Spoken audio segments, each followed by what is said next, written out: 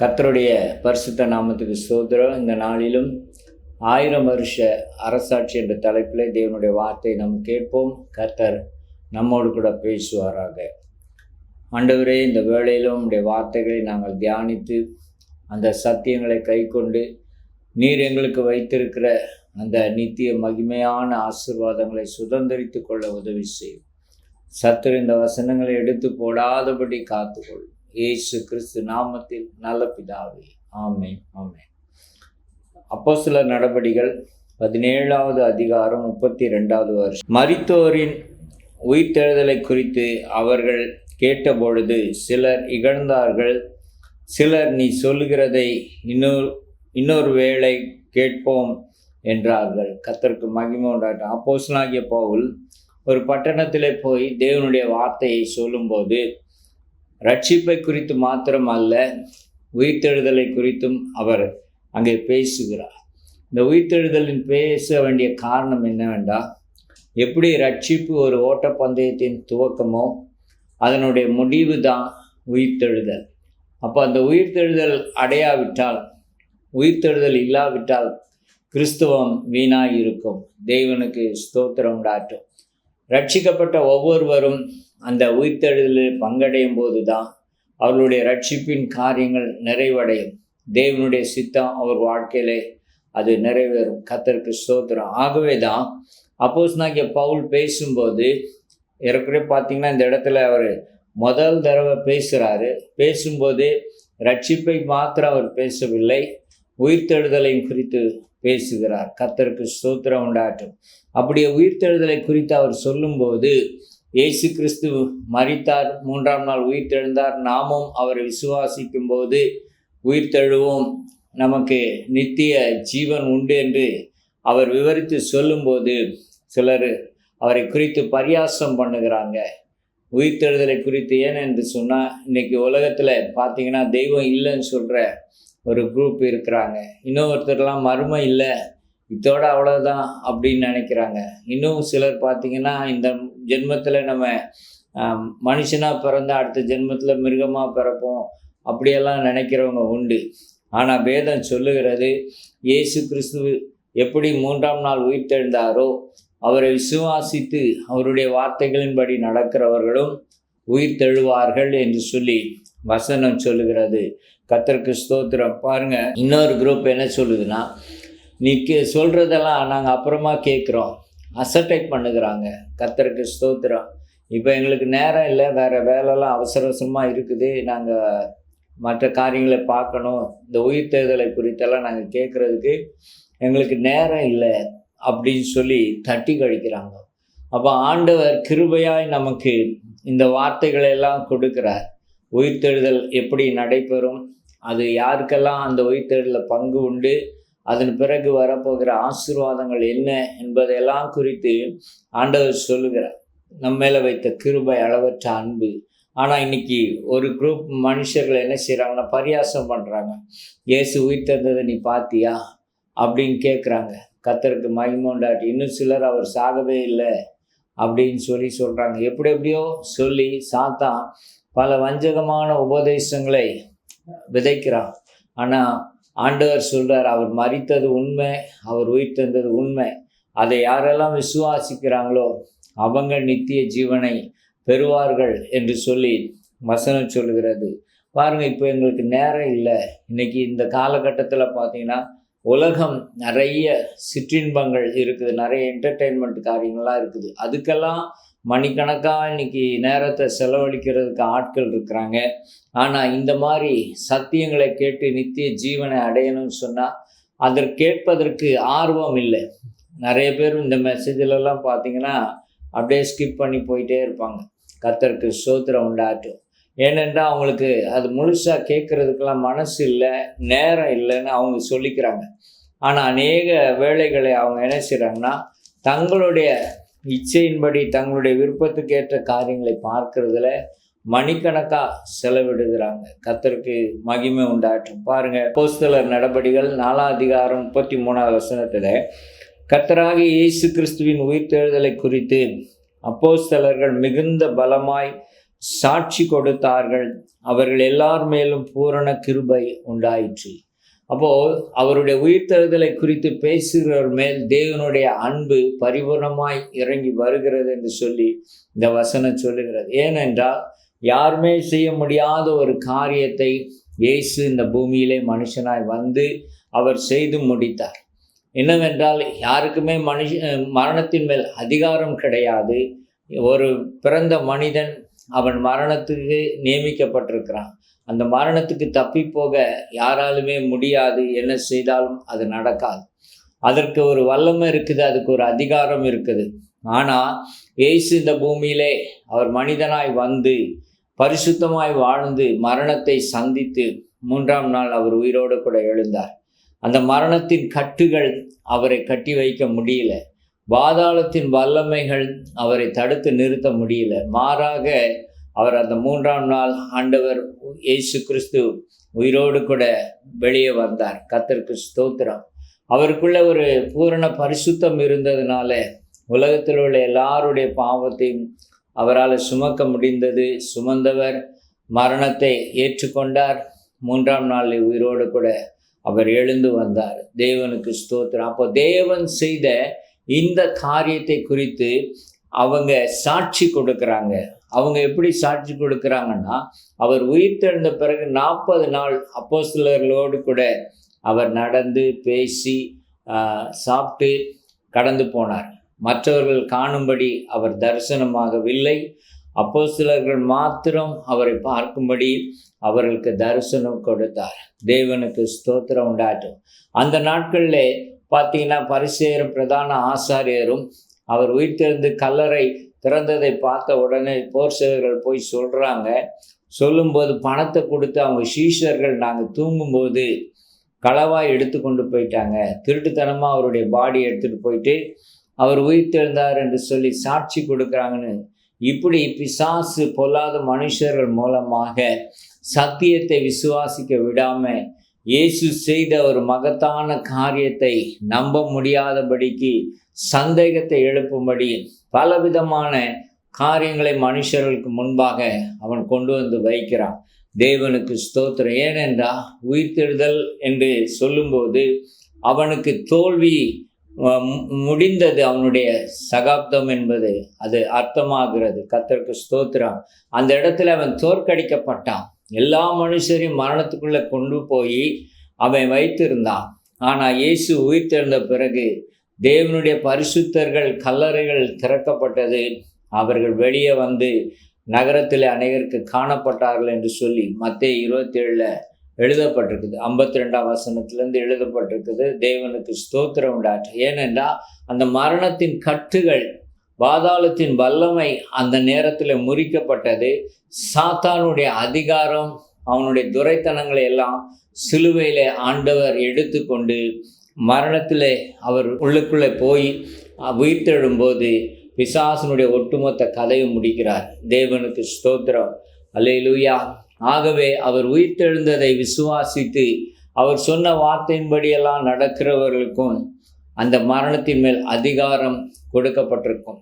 மரணம் அவர்களை ஆண்டு கொள்ள முடியாது. சரீர பிரகாரமான மரணம் வந்தாலும் 2ஆம் மரணமாகிய அக்கினி கடல், கந்தகமாக கடலில் போய் அவர்கள் தள்ளப்பட மாட்டார்கள், நரகத்திலே தள்ளப்பட மாட்டார்கள்.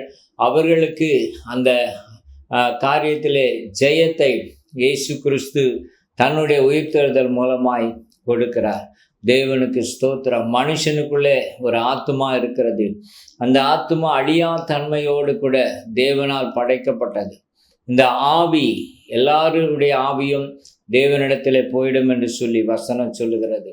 ஆனால் இந்த ஆத்துமா பூமியிலே வாழ்கிற நாளிலே ஆண்டவராகிய இயேசு கிறிஸ்துவை விசுவாசித்து அவருடைய இரத்தம் தன்னுடைய பாவங்களை எல்லாம் கழுவி சுத்திகரிக்கும் என்று சொல்லி ஒப்பு கொடுத்து ஞானஸ்தானம் எடுத்து அந்த வேத வசனம் சொல்லுகிறபடி பரிசுத்தமாக இருக்கிற மனுஷன் உலக பிரகாரமான சரீர மரணத்தை அவன் சந்தித்தாலும் அவனுடைய ஆத்துமா நித்திய இளைப்பாறுதலுக்குள்ள, மகிமையான நித்திய ஜீவனுக்குள்ள அது கடந்து போகும்.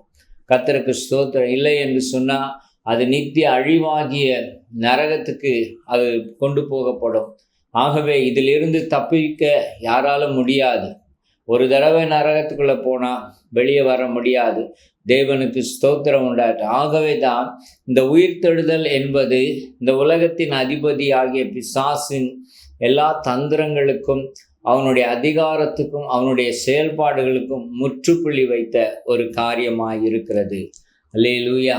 ஆகவே தான் நீங்கள் இயேசுவை விசுவாசித்து அவருடைய வார்த்தையின்படி நடக்கும்போது நீங்களும் உயிர்த்தெழுவீர்கள் என்ற அந்த சத்தியத்தை ஜனங்களுக்குள்ளே போக விடாதபடிக்கு அவன் பல விதத்தில் அவன் என்ன செய்கிறான்னா, சந்தேகங்களை எழுப்பி பல பொய்களை பரப்பி, இன்றைக்கும் பாருங்கள், போன வசனத்தில் நம்ம வாசித்தோம். இதை இன்னொரு வாட்டி கேட்குறோம். இப்போ எங்களுக்கு நேரம் இல்லை. ஏன்னா உலகமும் அந்த ஆசபாசங்கள், இச்சைகள் எல்லாம் அவங்களுக்கு பெருசாக இருக்குது. இந்த உலகத்தில் வாழ்கிற வாழ்க்கை தான் அவங்களுக்கு மிக மிக முக்கியமாக இருக்கிறது. ஆத்மா அழிவில்லாதது என்பதை குறித்த ஒரு அறிவில்லாமல் போனதுனால தான் அவங்க பரியாசம் பண்ணுறாங்க, உதாசீனம் பண்ணுறாங்க. என் தேவனுக்கு மகிமை உண்டாகட்டும்.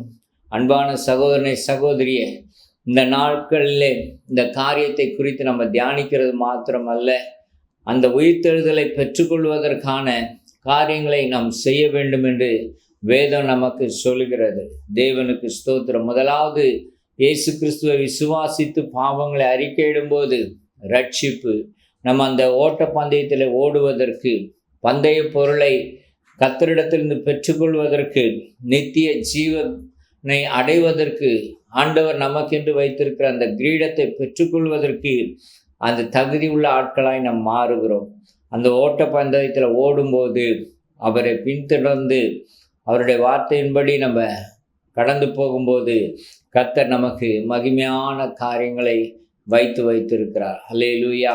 அதை பெற்றுக்கொள்ளக்கூடாது என்பதிலே தான் பிசாசு கருத்தாய் இருக்கிறான். அவன் தேவனுடைய பிள்ளைகளுக்கு விரோதமாக பல சோதனைகளை, பாடுகளை, உபத்திரவங்களை கொண்டு வந்து முன்வைத்து இந்த விலையேற பெற்ற அந்த ரட்சிப்பை குறித்து உணர்வில்லாமல் பண்ணி ஆண்டவருடைய சமூகத்தை விட்டு விலகி போகும்படி செய்கிறான். மறுபடியும் எந்த பாவத்தை எல்லாம் விட்டாங்களோ, அந்த குடிப்பழக்கம், விபச்சாரங்கள், பண ஆசைகள், திருடு, பொய், இப்படிப்பட்ட காரியத்தில் அவன் கொண்டு போய் அவர்களை அழுத்தி அந்த உயிர்த்தெழுதலில் அவர்கள் பங்குள்ளவர்களாக இல்லாதபடிக்கு அவங்களை கொண்டு போயிடுறான். கர்த்தருக்கு ஸ்தோத்திரம் உண்டாற்றும். ஆகவே தான் வேத வசனம் நமக்கு எச்சரிப்பை கொடுக்கிறது. பாருங்கள், அப்போஸ்தலனாகிய பவுல் ரொம்ப வைராக்கியமாக இருந்த ஒரு தேவ மனுஷன். ஆனால் அவர் தன்னுடைய உயிர்த்தெழுதலை குறித்து சொல்லும்போது எப்படி சொல்லுகிறார் பாருங்கள். பிலிப்பியர் 3:10 இப்படி நான் அவரையும் அவருடைய உயிர்த்தெழுதலின் வல்லமையும். பாருங்கள், அந்த உயிர்த்தெழுதல் என்பது சாதாரண ஒரு காரியம் அல்ல. மரணத்துக்கும் பாதாளத்துக்கும் இருக்கிற அந்த அதிகாரத்தை உடைத்தெறிகிற ஒரு காரியம், அதன் வல்லமையை முறித்தெறிகிற ஒரு காரியம். இதுவரைக்கும் யாருமே செய்ய முடியாத ஒரு காரியத்தை இயேசு செய்தார். ஆகவே தான் அவருடைய உயிர்த்தெழுதலின் வல்லமை, அந்த உயிர்த்தெழ வேணுமெனா அந்த அதிகாரத்தையும் அந்த வல்லமையை நிர்மூலமாக்கணும்னா அவருக்கு ஒரு வல்லமை தேவை. அந்த வல்லமை எப்படி அவரிடத்திலே அவர் பெற்றுக்கொண்டார், எதன் மூலமாய் பெற்றுக்கொண்டார், எப்படி அதை வைத்து அவர் மரணத்தை ஜெயித்தார் என்பதையெல்லாம் குறித்து அங்கே அவர் தியானிக்கிறார். தேவனுக்கு ஸ்தோத்திரம். ஏனென்றால் அப்படி நம்ம செய்யும்போது தான் நமக்குள்ளே இந்த உயிர்த்தெழுதலின் வல்லமை நமக்குள்ளேயும் செயல்படும். நாம் மரித்து உயிர்த்தெழுதலில் பங்கடையும்படி அது நமக்கு உதவி செய்யும். கர்த்தருக்கு ஸ்தோத்திரம் உண்டாகட்டும். பாருங்கள், அதற்கு அவர் என்ன வழியை தெரிந்து கொள்கிறார், அவர் கிடைச்ச வெளிப்பாடு என்ன, அவருடைய பாடுகளின் ஐக்கியத்தையும் அறிகிறதையும். இயேசு கிறிஸ்து பாடுபட்டு சிலுவையில் மரித்து 3ஆம் நாள் உயிர்த்தெழுந்தார். தேவனுக்கு ஸ்தோத்திரம் உண்டாகட்டும். இன்னைக்கு சுகபோகமாக வாழ்கிறதுக்கு மக்களுக்கு ரொம்ப ஆசை. எங்கே போனாலும் ஏசியில் இருக்கணும், நல்லா சாப்பிடணும், நல்லா தூங்கணும், நல்லா ட்ரெஸ் பண்ணணும், அப்படி இல்லாமல் டூர் போகணும், இப்படியெல்லாம் சந்தோஷமாக தங்கள் வாழ்நாட்களை கழிக்கணும்னு நினைக்கிறாங்க. பாடுபடுவதற்கு ரொம்ப பேருக்கு மனசு இல்லை. கர்த்தர் நல்லவராக இருக்கிறார். இந்த பாடுகள் சத்தியத்தின்படி நம்ம நடக்கும்போது இயேசு கிறிஸ்துவை பின்பற்றி நம்முடைய சிலுவை சுமந்து கொண்டு போகும்போது அந்த பாடுகள் வரதான் செய்யும். நிந்தனைகள், அவமானங்கள், தவறான காரியங்கள் நம்மை குறித்து பேசுவாங்க. நமக்கு விரோதமான சில சோதனைகள் வரும், சில வேதனைகள் வரும். இவை எல்லாவற்றையும் நம்ம கடந்து போகணும். பாருங்கள், இயேசு கிறிஸ்து அந்த உயிர்த்தெழுதலில் பங்கடைவதற்கு தன்னை தகுதிப்படுத்தி கொள்கிறார். அந்த உயிர்த்தெழுதலில் அவர் முதற் பலனாய் இருப்பதற்கு தன்னை ஒவ்வொரு நாளுமாக தகுதிப்படுத்தி கொள்கிறார். அந்த தகுதி எதனால் வருகிறது? அவர் பட்ட பாடுகளினாலே. வேதம் சொல்லுகிறது, அவர் பட்ட பாடுகளினாலே கீழ்ப்படிதலை கற்றுக்கொண்டு பூரணர் ஆன பின்பு அவர் முழு மனிதனாய் பாவம் செய்யாதவராய் அவர் இருந்தபோது ரட்சிப்பதற்கு அவர் காரணராய் மாறுகிறார். இயேசு என்ற பெயரை விசுவாசிக்கும் போது அந்த இரட்சகர் என்ற ஸ்தானத்தை உடையவராய் இருக்கிற அவர் மூலமாய் நமக்கு தேவன் ரட்சிப்பை கொடுக்கிறார். ஆகவே நம்முடைய சிந்தையெல்லாம் பார்த்திங்கன்னா சுகபோகமாக வாழணும், நம்ம இருக்கணும் அப்படின்னு நினைக்கக்கூடாது. அதாவது சந்தோஷமாக இருக்கிறது தப்பு இல்லை, நல்ல ஆகாரம் உட்கொள்ளலாம், சில இடங்களுக்கு போகலாம், தவறு இல்லை. ஆனால் அதுதான் வாழ்க்கை நினைச்சோம்னா தான் தவறாகிவிடும். ஆண்டவராகிய இயேசு கிறிஸ்துவை பின்பற்றும் போது நம்முடைய வாழ்க்கையில் வருகிற இந்த பாடுகளை நம்ம சகிக்கணும். அந்த பாடுகளில் நம்ம ஐக்கியமாக இருந்தால் தான் வசனம் சொல்லுது, அவரோடு கூட பாடுபட்டால் அவரோடு கூட ஆளுகையும் நம்ம செய்வோம். அல்லேலூயா, கர்த்தருக்கு ஸ்தோத்திரம் உண்டாகட்டும். அவர் எதற்காக பாடுபட்டார்? சத்தியத்திற்காக பாடுபட்டார். இந்த பூமி பாவம் நிறைந்ததும் பொல்லாங்கனால் கிரியை செய்கிற ஒரு காரியமாக இருக்கு. சத்தியத்தின்படி நம்ம நடக்கும்போது நமக்கு விரோதமாய் ஜனங்கள் எழும்புவது அது நிச்சயமாக இருக்கிறது. கர்த்தருக்கு ஸ்தோத்திரம் உண்டாகட்டும். ஆகவே தான் நமக்கு பாடுகள் வருது. எப்படியாகிலும் நம்மை இயேசுவினுடைய அன்பை விட்டு பிரித்து விட வேண்டும், அந்த நித்திய ஜீவனை நம்ம சுதந்திரிக்க கூடாது என்பதிலெல்லாம் பிசாசு கருத்தாக இருக்கிறான். இன்னைக்கு பாருங்கள், ரட்சிப்பை முழுமையான ஒரு மனம் திரும்புதலுக்குள்ளே வருவதற்கு சிலர் தடுமாறுகிறாங்க. ஏன்னா உலக பிரகாரமான அந்த இச்சைகள் அவங்களுக்குள்ளே இருக்கிறதுனால அதை விட்டுட்டு வெளியே வர மனசு இல்லை. அடுத்தது ஞானஸ்தானம் எடுக்க மனசு இல்லை. அவருடைய இரத்தத்தினால் கழுவப்பட்டு இரத்த சம்பந்தமான பிள்ளை என்ற ஒரு உடன்படிக்கைக்குள்ளே வருவதற்கு சிலருக்கு மனதில்லை. காலம் தாழ்த்தி கொண்டே இருக்கிறாங்க. கர்த்தருக்கு மகிமை உண்டாட்டும். அடுத்தது ஞானஸ்தானம் எடுத்தால் சத்தியத்தில் வளருவதில்லை. சபைக்கு வருவது உண்டு, வேதம் கிடையாது, ஜெபம் கிடையாது, ஊழியம் கிடையாது, ஒன்றும் இல்லை.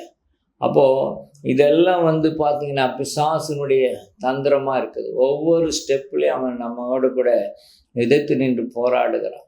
பரிசுத்த ஆவியினுடைய அபிஷேகம் பெறுகிறவர்கள் குறைவாக இருக்கிறாங்க. அப்படி பெற்றுக்கொள்ளும்போது தான் யோவான் 16:13 சொல்லுது, அவர் வரும்போது சகல சத்தியத்துக்குள்ளாய் நம்மை நடத்துகிறவராய் இருக்கிறார். எல்லா சோதனைகள், வேதனைகள், பாடுகள் மத்தியிலும் சத்தியத்திலே நடக்க அவர் உதவி செய்வார். உதாரணமாக சொல்லப்போனால், சத்துருக்களை சிநேகிங்கள், உங்களுக்கு தீமை செய்கிறவர்கள் நன்மை செய்யுங்கள்னா அது மனுஷ சுபாவத்தால் முடியாது. பரிசுத்த ஆவியானவர் ஆளுகை செய்யும்போது தான் நமக்குள்ளே அந்த தெய்வீக சுபாவம் வரும். கர்த்தருக்கு ஸ்தோத்திரம் உண்டாகட்டும். அதனால தான் பவுல் சொல்கிறார், பாடுகளின் ஐக்கியத்தை நான் அறிய வேண்டும். அவர் எவ்வாறாக பாடுபட்டார், பாடுபடும் போது என்னென்னலாம் அவர் செய்தார், எப்படி தன்னை பரிசுத்தமாய் காத்து கொண்டார், எப்படி சத்தியத்தில் அவர் நடந்து முன்மாதிரியை வைத்து போனார் என்பதெல்லாம் அவர் தியானிக்கிறார். அதன் வழியில் நான் நடக்கணும், அப்போ தான் நானும் உயிர்த்தெழுதலில் பங்கடைய முடியும் என்பதை குறித்து அவர் அறிந்து அதன்படி தன்னுடைய வாழ்க்கையை அமைத்து கொள்கிறார். கர்த்தருக்கு ஸ்தோத்திரம் உண்டாகட்டும். பாருங்கள், அடுத்த காரியம் அவர் சொல்கிறாரு, அவருடைய மரணத்துக்கு ஒப்பான மரணத்துக்குள்ளாகி அவர் எப்படி மரித்தாரோ அதே போல் அவரை அடித்து சிலுவையில் தொங்க விட்டாங்க, அந்த மாதிரி அல்ல. அவர் எப்படி மரித்தார்னா பாவம் இல்லாதவராய் மரித்தார். அல்லேலூயா, கர்த்தருக்கு ஸ்தோத்திரம் உண்டாகட்டும். கடைசி வரைக்கும் அந்த தெய்வீக அன்பு அவர் வெளிப்படுத்தி கொண்டே இருந்தார். பாருங்கள், சிலுவை மரணத்துக்கு முன்பாக ஆண்டவர் பேசின முதல் வார்த்தை, பிதாவே இவர்களுக்கு மன்னியும் என்று சொல்லி ஜெபம் பண்ணினார். அந்த தெய்வத்துவம் வெளிப்பட்டது. கர்த்தருக்கு மகிமை உண்டாகட்டும். அதே போல தான் அவரை அடித்து சித்திரவதைப்படுத்தி ரத்தமெல்லாம் வடிந்துட்டு இருக்கிற அந்த நேரத்தில் அந்த அன்பை வெளிப்படுத்தினார். தெய்வீக தன்மையை அவர் நமக்கு வெளிப்படுத்தி கொடுத்தார். அப்போது அந்த பாடுகள் மத்தியிலும் நம்ம பரிசுத்தமாக இருக்க வேண்டும். தேவனுக்கு ஸ்தோத்திரம் உண்டாகட்டும். அப்போது அவர் எப்படிப்பட்ட ஒரு மரணத்தை சந்தித்தாரோ அதற்கு ஒப்பான ஒரு மரணத்தை சந்திப்பதற்காக தான் நாம் அழைக்கப்பட்டிருக்கிறோம். தேவனுக்கு ஸ்தோத்திரம் உண்டாகட்டும். இரத்த சாட்சிகளாக மரிக்கிறாங்க, கர்த்தருக்கு மகிமை. ஆனால் ஆண்டவருக்கு சாட்சியாய் வாழ்ந்து நம்ம மரிக்கும்போது அது இன்னும் மேன்மையாய் இருக்கிறது. தேவனுக்கு ஸ்தோத்திரம் உண்டாகட்டும். அப்போது அந்த மரணத்துக்கு ஒப்பான ஒரு மரணம், உலக பிரகாரமாக நம்ம வாழ்ந்து மரிக்காமல் நம்முடைய ஆத்மா நித்திய ஜீவனை சுதந்திரித்து கொள்ள வேண்டும் என்ற அந்த உணர்வோடு கூட பாருங்க, அந்த காரியத்தை அவர் அறிந்து கொண்டு அவர் மரணத்துக்கு ஒப்பான ஒரு மரணம். தேவனுக்கு ஸ்தோத்திரம் உண்டாகட்டும். சிலருடைய மரணத்தில் நம்ம பார்க்குறோம், அகால மரணம் நடக்குது. சிலர் பேசிகிட்டே இருக்கிறாங்க, திடீர்னு ஹார்ட் அட்டாக் வந்து இறந்து போகிறாங்க. எப்படியோ மனுஷனுக்கு மரணம் சம்பவிக்கிறது. அதுவல்ல, அந்த மரிக்கும்போது அந்த ஆத்மா, அந்த சரீரம், அந்த ஆவி குற்றமற்றதாக இருக்கிறதா என்பது தான் முக்கியம். அவன் ட்ரெயினில் அடிபட்டு சாகலாம், இல்லைன்னா ஹார்ட் அட்டாக் வந்து சாகலாம். தேவனுடைய பிள்ளைகளாக இருந்தாலும் வரும். அப்படி இல்லை, அப்படிப்பட்ட மரணத்தை சொல்லலை. அவங்க மரிக்கும்போது கர்த்தருடைய பார்வையில் குற்றமற்றவர்களாய் இருக்க வேண்டும் என்று சொல்லி ஆண்டவர் விரும்புகிறார். அப்போ பாருங்கள், இயேசு கிறிஸ்துவிடத்தில் கடைசி வரைக்கும் ஒரு பாவம் இல்லை. அவர் குற்றமற்றவர். அவரை குறித்து சிலுவையில் அறைந்த அந்த 100க்கு அதிபதி சாட்சி கொடுக்கிறான், மெய்யாகவே இவர் நீதிமான். அந்த கடைசி வரைக்கும் அவருடைய வார்த்தைகள், அவருடைய செயல்கள் எல்லாவற்றையும் உற்று நோக்கி பார்த்த அந்த ரோம போர் சேவக 100க்கு அதிபதி சொல்கிறார், இவர் மெய்யாகவே நீதிமான். அல்லேலூயா, கர்த்தருக்கு ஸ்தோத்திரம். அங்கே நடந்த சம்பவங்களெல்லாம் அவன் பார்க்குறான். இப்படிப்பட்ட ஒரு நிலைமையில் ஒரு மனுஷன் அன்பை வெளிப்படுத்த முடியுமா? மற்றவர்களை மன்னிக்க முடியுமா? இது சாதாரண ஒரு காரியம் அல்ல.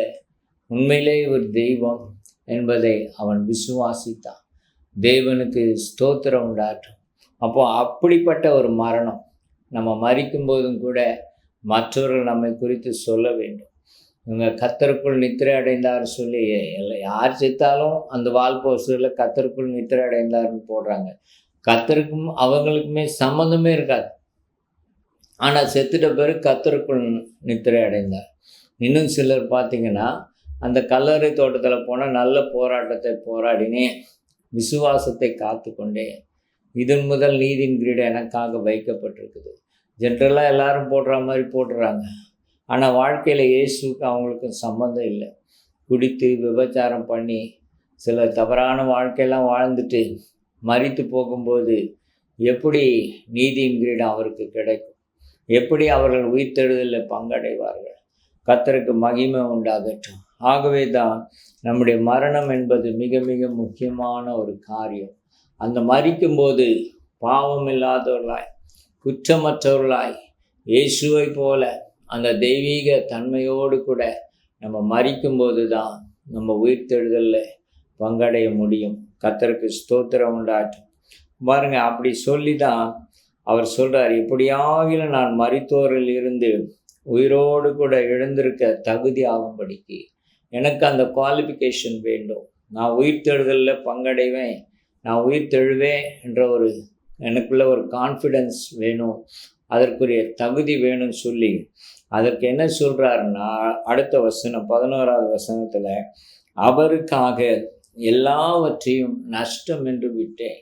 இந்த உலகத்தில் இருக்கிற எல்லா காரியங்களையும் நான் நஷ்டம் என்று விட்டு விட்டேன். தேவனுக்கு ஸ்தோத்திரம். ஏனென்றால் இந்த உலகத்தினுடைய பாவங்கள், ஆசபாசங்கள், சிற்றின்பங்கள் தேவனுடைய அன்பை விட்டு என்னை பிரித்து விடும்.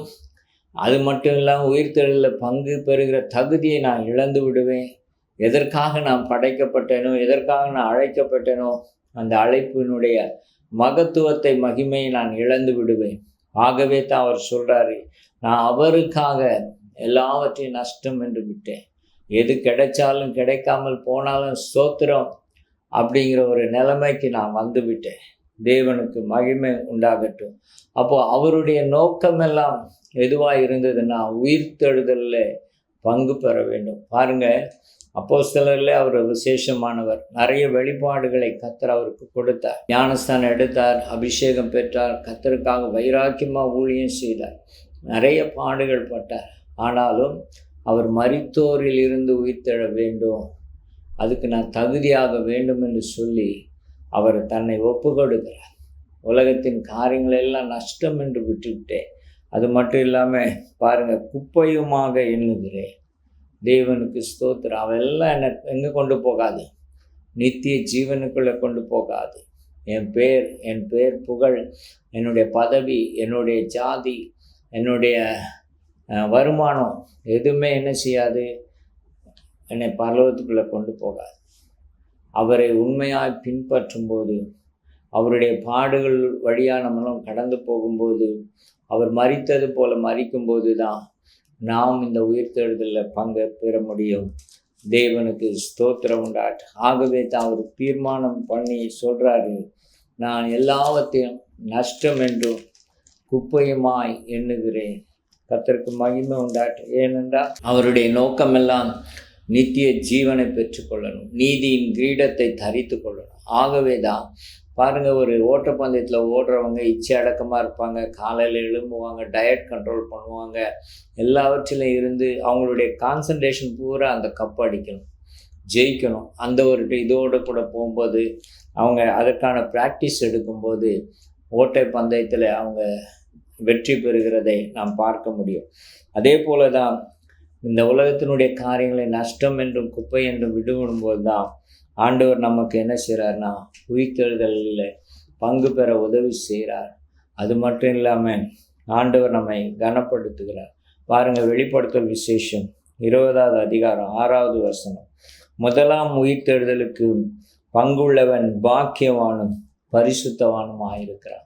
2 குவாலிஃபிகேஷன் கொடுக்குறார். ஒன்று, அவன் பாக்கியவான், ஆசீர்வதிக்கப்பட்டவன். இந்த உலக பிரகாரமான என்ன ஆசீர்வாதங்களை நாம் பெற்றுக்கொண்டாலும் அவைகள் கடந்து போகும், இல்லை நாம் கடந்து போவோம். ஆனால் இது நித்திய ஆசீர்வாதம். தேவனுக்கு ஸ்தோத்திரம். ஒவ்வொரு மனுஷனும் பெற்றுக்கொள்ள வேண்டிய அந்த காரியம். அவன் பரிசுத்தவானுமாய் இருக்கிறான். இவர்கள் மேல் 2ஆம் மரணத்துக்கு அதிகாரம் இல்லை, பிசாசுக்கு அதிகாரம் இல்லைன்னு சொல்கிறார். 2வது மரணம் என்ன? அக்கினி கடலில் போடப்படுகிற, நரகத்தில் தள்ளப்படுகிற அந்த காரியத்துக்கு பிசாசுக்கு அதிகாரம் இல்லை.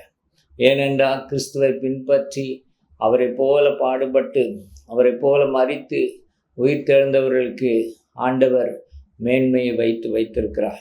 கர்த்தருக்கு ஸ்தோத்திரம் உண்டாகட்டும். பாருங்கள், இவர்கள்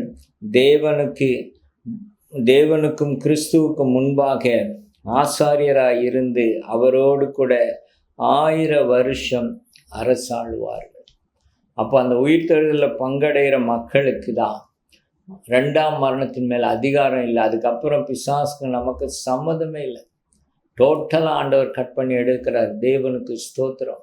இந்த உலகத்தில் இருக்கிற வரைக்கும் தான் அவன் சோதனைக்காரன், அவன் போராட்டத்தை கொண்டு வர முடியும். அதுக்கு மேலே அவனால் ஒன்றுமே பண்ண முடியாது. நம்மளை டச் பண்ணுறதுக்கு அவனுக்கு அதிகாரமே கிடையாது. கர்த்தருக்கு ஸ்தோத்திரம் உண்டாட்டும்.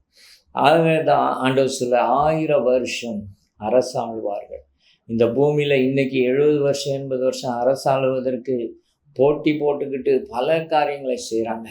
ஆனால் நம்ம இந்த பூமியில் இந்த நாட்களில் நஷ்டமும் குப்பையுமாக எண்ணி இயேசுவை பின்பற்றி அவரை போல மரித்து உயிர்த்தெழும்போது நமக்கு இதே பூமியில் 1000 வருஷ அரசாட்சியை ஆண்டவர் கொடுக்கிறார். தேவனுக்கு ஸ்தோத்திரம். எது வேணும் என்று சொல்லி நம்ம தான் தீர்மானிக்கணும். ரட்சிப்பை பெற வேண்டும், ரட்சிப்பிலே நிலைத்திருக்க வேண்டும், அவரோடு கூட பாடுபட வேண்டும், அந்த உயிர்த்தெழுதலின் வல்லமையை பெற்றுக்கொள்ள வேண்டும். அவர் மரித்தது போல மரித்து உயிர்த்தெழும்போது 1000 வருஷ அரசாட்சியிலே ஆண்டவர் நமக்கு பங்கு கொடுக்கிறார். கர்த்தருக்கு மகிமை உண்டாகட்டும். முற்றிலும் அவர் பிசாசு ஜெயித்தது போல நம்முடைய வாழ்க்கையிலும் ஜெயமெடுக்க ஆண்டவர் நமக்கு தயவு பாராட்டுகிறார்.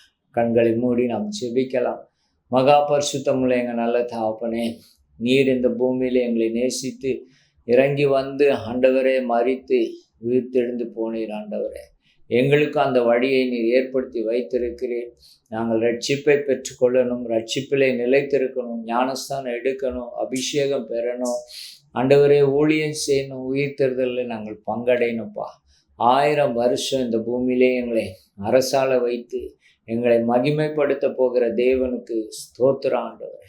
நாங்கள் இதை இழந்து விடாதபடி காத்துக்கொள்ளும் அப்பா. இந்த செய்தியை கேட்குற ஒவ்வொருடைய வாழ்க்கையிலும் விடுதலையும் சமாதானம் உண்டாகட்டும், அற்புதங்கள் அடையாளங்கள் நடக்கட்டும், எல்லா போதை பழக்கங்களிலிருந்து விடுதலை கொடுக்கட்டும் ஆண்டவரே.